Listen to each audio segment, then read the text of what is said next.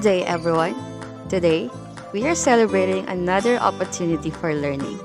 Our lesson for this session, modal verbs. Have you ever heard modal verbs? Unfamiliar?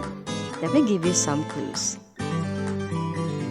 Well, these are modal verbs. Are you familiar with these words? Have you ever used them? What are these, by the way? Let us see. Modal verbs are a special kind of helping verbs that help the main verb express the mood of the subject and at the same time provide additional and specific meaning to the main verb of the sentence. Modal verbs are sometimes referred to as modal auxiliary verbs because they help other verbs. There are different moods and different ways to express them. And here are as follows: ability, possibility, permission, obligation, expectability, and probability. This is the common structure of using modal verbs. We have the subject plus the modal verb plus the base form of the verb. In a negative sentence, just add the word not after the modal verb or use its contracted form. Functions of modal verbs. The modal can is used to indicate the possession of an ability. For example, he can speak English fluently. What this sentence expresses is that he is able to speak English fluently. Let's practice using the modal can by revising the following sentences. Number 1. He's able to drive a car. Answer: he can drive a car. Number 2. My daughter is capable of playing the piano beautifully. Answer: my daughter can play the piano beautifully. Number 3. She's an excellent secretary. She has the ability to type 80 words a minute. Answer: she can type 80 words a minute. Number 4. Most adults are unable to use a computer. Answer: most adults can't use a computer. And number 5. A recent investigation shows that 65% of high school students don't know how to use calculator.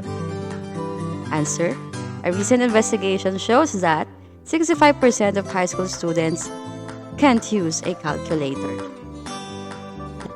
The modals can and may are used to indicate a present or future possibility.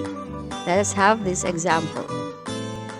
This sentence explains that it's possible to find the solution at the back of the book. Now, let's practice using the modals may and can by revising the following sentences. Number 1. Due to repairs, trains are possibly subject to delays. Answer: due to repairs, trains may or can be subject to delays. Number 2. It's possible that we face crisis this rainy season. Answer: we may face crisis this rainy season. Number 3. Maybe we'll change rooms for the next test since the room is very small. Answer: we may change rooms for the next test since the room is very small. Number 4. Let's not wait any longer. It's possible that he won't come today. Answer: he may not come today. Number 5. It's possible that ships won't dock in the harbor because of the rain. Ships may not dock in the harbor because of the rain. Can and may are also used to give permission. Let's have this example. You can or may speak to the patient just a few minutes. This sentence explains that you're allowed to speak to the patient just a few minutes. Now let's try to practice the modals may and can for permission by revising the sentences. Number 1. He has permission to play after doing his homework. Answer: he may play after doing his homework. Number 2. You're allowed to miss classes if you get 85% on the first test. Answer: you may miss classes if you get 85% on the first test. Number 3. Do I have permission to leave the room? Answer: may I leave the room? Number 4. You're allowed to call me by my nickname. Answer: you may call me by my nickname. Number 5. I gave her permission to leave the class earlier since she has stomach cramps. Answer: She may leave the class earlier since she has stomach cramps. Should is often used to indicate what is regarded as probable or reasonably expected. Let's have this example. The introduction of new machinery should contribute greatly to better results. This sentence explains that it is expected that the introduction of new machinery will contribute greatly to better results. Let's try to practice using the modal should for what is probable or expected by revising the following sentences. Number 1. They expect the meeting to be adjourned right now. Answer. They should be adjourned right now. Number 2. Our party list is expected to win the next election. Answer. Our party list should win the next election. Number 3. We don't expect that it will take long to get there. Answer. It shouldn't take us long to get there. Number 4. It probably won't be difficult to pass the test. Answer. It shouldn't be difficult to pass the test. Number 5. The new regulation probably won't affect the old students. Answer. The new regulation shouldn't affect the old students. Must is often used to indicate obligation. Here's our example. You must obtain a visa to travel to USA. This sentence explains that it is compulsory that you obtain a visa to travel to USA. Practice using the modal must for obligation by revising the sentences. There's no gravity in space. Astronauts have to take showers inside big plastic bags. Answer. Astronauts must take showers inside plastic bags. Number 2. Astronauts are also obliged to drink through tubes. Answer. Astronauts must also drink through tubes. Number 3. It's compulsory that students write the test in ink. Answer. Students must write the test in ink. Number 4. I feel obliged to visit them again. Answer. I must visit them again. Number 5. It's obligatory that he works during weekend. Answer. He must work during weekend. Number 6. She is to answer all the questions before the jury. Answer. She must answer all the questions before the jury. And number 7. He is forced to make a choice. Answer.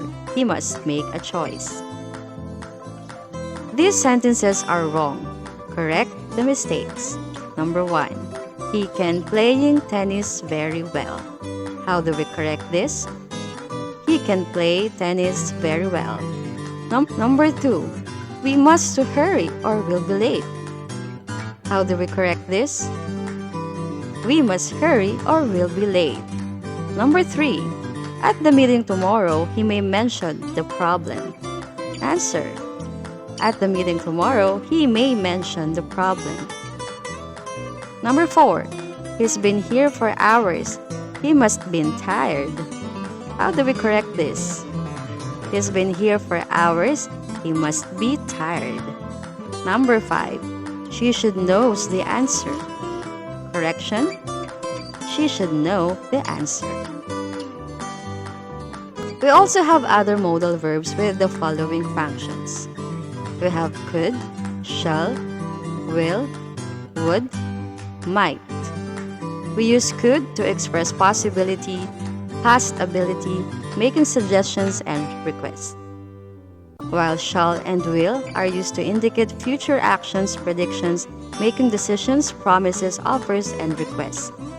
The modal would is used to indicate repetition in the past, since we all know that the word would is the past form of the word will.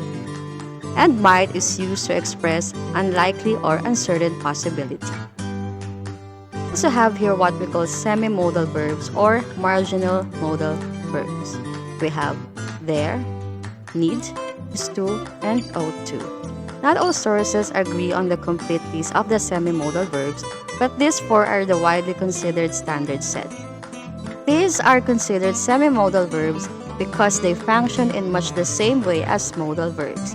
They are auxiliary verbs that add information to the main verb, but can't really function alone. They are different from modal verbs though, because they behave more like typical verbs. For example, they change to agree with their subjects, they change tenses, and they can be combined with other helping verbs like be, have, and do. And that's it for today. Stay tuned for the next lesson. See you next time.